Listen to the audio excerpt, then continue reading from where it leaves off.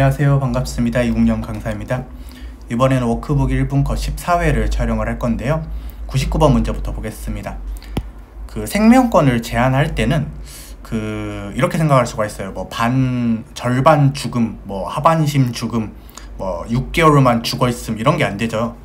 그래서 어떤 사람들은 곧바로 개인의 생명권의 본질적인 내용을 침해하는 것으로 봐요.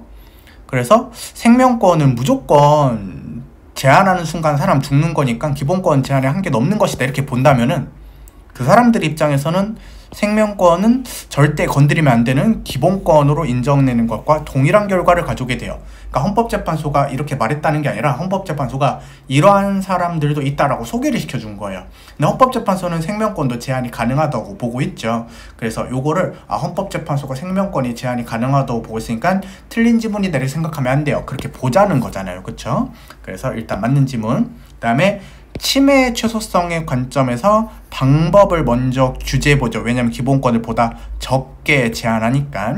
이러한 방법으로는 공익 달성이 어려울 때는 조금 더 기본권을 제한할 수 있는 여부를 규제할 수 있죠. 그래서 방법부터 규제해보고 여부를 규제해야 되는데, 그것은 기본권에 얼만큼 더 침해되느냐 마느냐의 문제이기 때문에 침해 최소성 관점입니다. 최근에 우리 경찰 시험에서 이것을 수단의 적절성으로 해가지고 틀리게 낸 적이 있었죠. 그래서 이런 것들은 좀 조심해야 될 필요가 있겠습니다. 일단 이건 맞고요.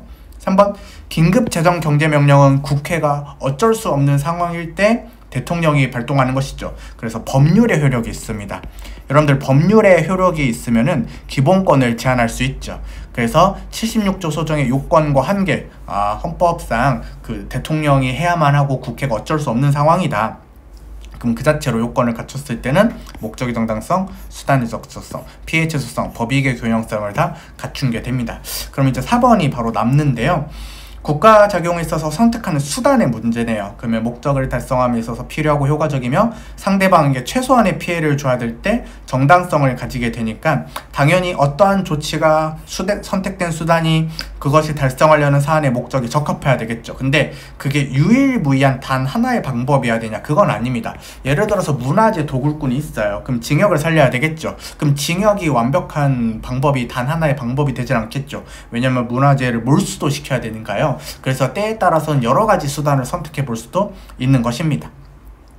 4번이 틀렸고요. 100번은 여러분들이 간통죄, 죄송합니다. 혼인빙자 가늠죄죠. 그래서 혼인을 빙자해서 음행에 상습 없는 분열을 기망해서 가늠한 자, 이거 목적의 정당성 자체가 인정되지 않죠. 좋습니다. 2번이 간통죄. 여러분들, 간통죄도 위헌이긴 한데 목적의 정당성은 인정이 됩니다. 왜냐면 이 판례는 수단의 적합서부터 위배되기 때문에 이 지문의 의도는 이거 목적의 정당성은 인정되는 거 아니냐, 이렇게 되는 거죠. 그래서 2개 맞고요. 그 다음에 위헌 키워드 있죠. 운전면허를 받은 사람이 다른 사람들이 훔친 경우를 운전면허로 필요적 취소. 이 판례는 위헌이긴 하지만 위에다 쓸게요. 침해 최소성과 법익의 균형성 위반이죠. 그러면 이건 맞아요. 목적은 정당하다. 이런 문장은 여러분들이 좀 어려워하죠. 그래서 대부분의 판례 같은 경우에는 목적과 수단의 적합성까지는 인정이 된다라는 것을 잊지 않았으면 좋겠어요. 그래서 목적의 정당성 위배된 판례 몇 개를 잘 공부하면 되고, 수단의 적합성이 위배된 판례 몇 개를 잘 공부하면 되죠. 그래서 맞고요.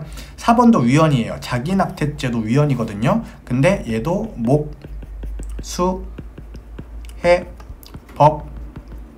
이에요. 그래서 목적과 수단까지는 인정이 되기 때문에 이거 4번은 뭐라고 되어 있어요?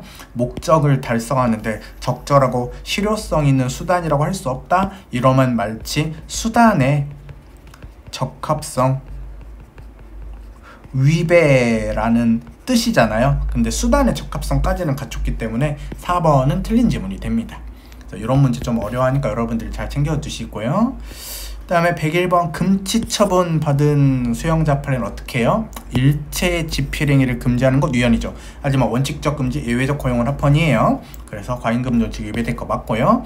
그 다음에 2번인데, 우리 방송 사업자가 심의 규정을 위반했을 때 시청자에 대해서 사과를 명령할 수 있도록 규정한 것은 헌법 위반이 되죠. 바로 목적의 정당성, 수단의 적합성까지는 인정이 되지만 피해 최소성, 법익의 균형성이 위배되기 때문에 침해 최소성 원칙 위배가 되니까 틀린 지문이에요.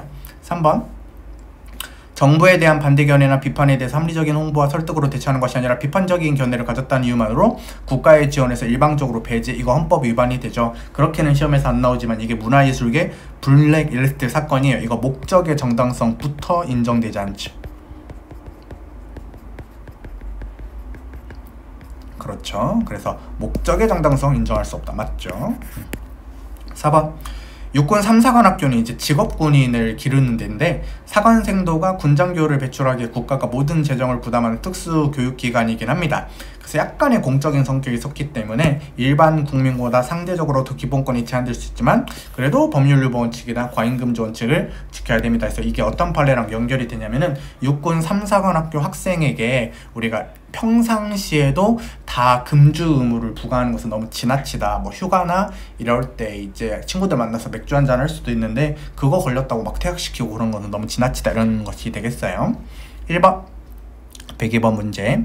29조 2항은 바로 이중 배상 금주 원칙이거든요. 이것은 헌법에서 직접 제한하고 있어요. 이걸 개별적 헌법 유보라고 하죠. 그 다음에 2번 수용자의 지위에서 예정되어 있는 기본권 제한이다 하더라도 형의 집행과 도주 방지라는 구금의 목적과 관련돼야 되고 다른 방법으로는 목적을 달성할 수 없는 경우만 예외적으로 허용이 돼야 된다. 맞는 지문이죠. 3번 기본권을 제한하는 작용을 할 때 법률에서 하위 규범으로 위임할 수 있죠. 위임할 때 대통령령, 총리령, 부령 등 법규 명령으로의 형식으로만 가능하다. 틀렸고요. 이게 바람직합니다. 바람직하다는 것은 고시 등의 행정규칙의 형식으로도 위임할 수는 있어요. 그래서 바람직하다 이건데 시험에서는 또 어떻게 나올 수가 있냐면 행정규칙으로 위임하는 게 바람직하다 뭐 이런 식으로 나올 수가 있어요. 그럼 틀린 지문이 되겠죠. 어쨌든 이것도 틀렸다. 4번 입법자가 종전에 없던 재산권을 새롭게 형성하겠대요. 이게 여러분들 뭐냐면 기존에 재산권으로 이렇게 인정되는 게 있는데 이제 새롭게 뭐로 인정하냐면은 가상화폐를 재산권으로 추가적으로 인정을 하겠대요. 그럼 여기에 뭐 비트코인도 있고 그 다음에 뭐 이더리움도 있고 그 다음에 뭐 도지코인도 있다 이거야. 근데 이제 국령코인이 있어요. 국령코인은 가상화폐이긴 하지만 입법자가 이렇게 재산권으로 인정하겠다라는 영역에 들어오지 않죠. 그럼 얘는 기본권이 아닌 거예요.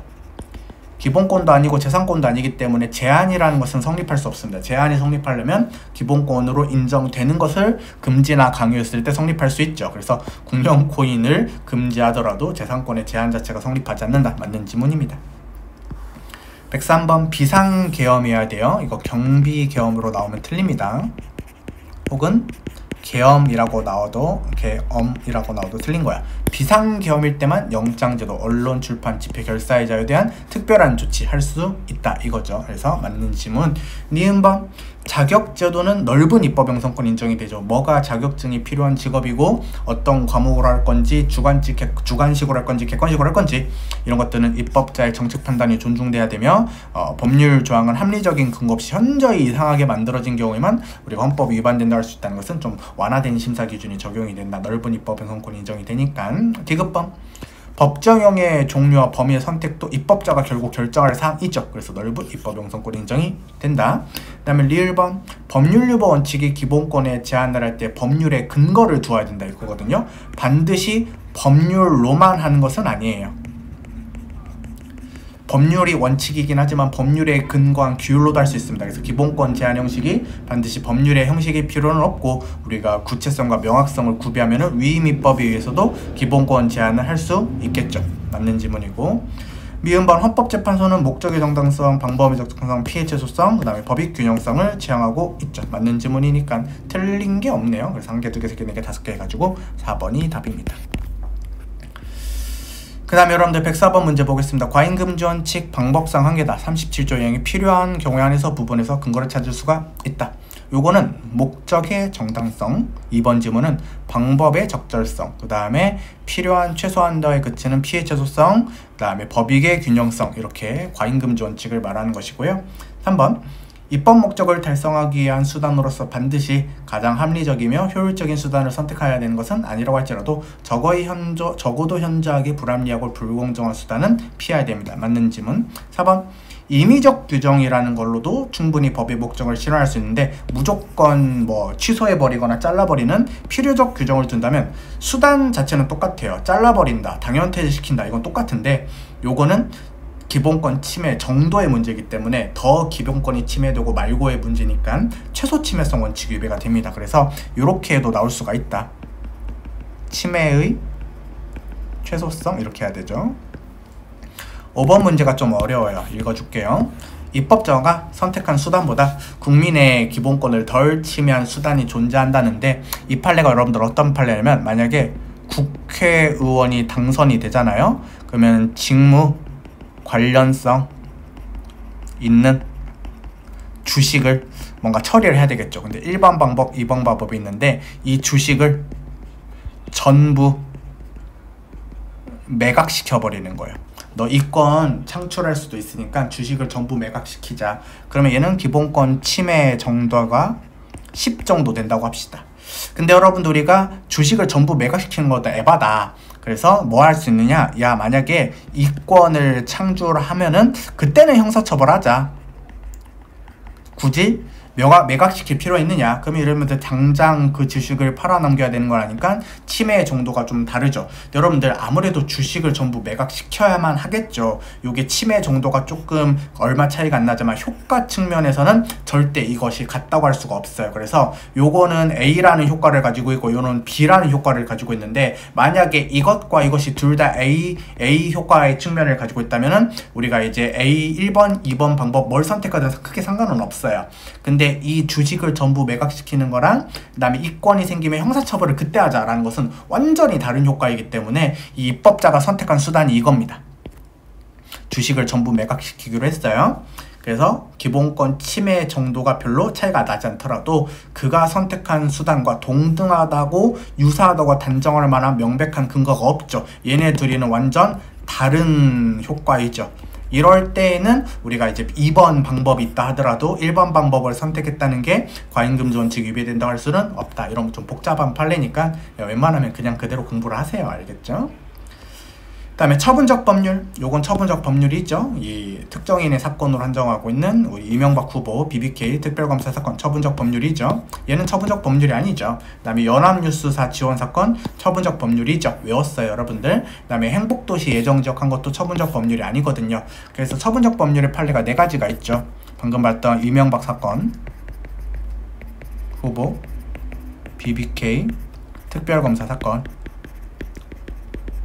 그 다음에 방금 우리가 봤던 연합뉴스만 지원해주겠다. 그 다음에 세무대학교만 폐지하는 법, 이것도 이제 처분적 법률이고요. 그 다음에 5.18 특별법이 있죠. 12.12 사건만 특별히 규율하는 거, 이 4가지를 수험적으로 처분적 법률에 해당한다라고 보시면 되겠고, 나머지는 아니니까 틀렸다.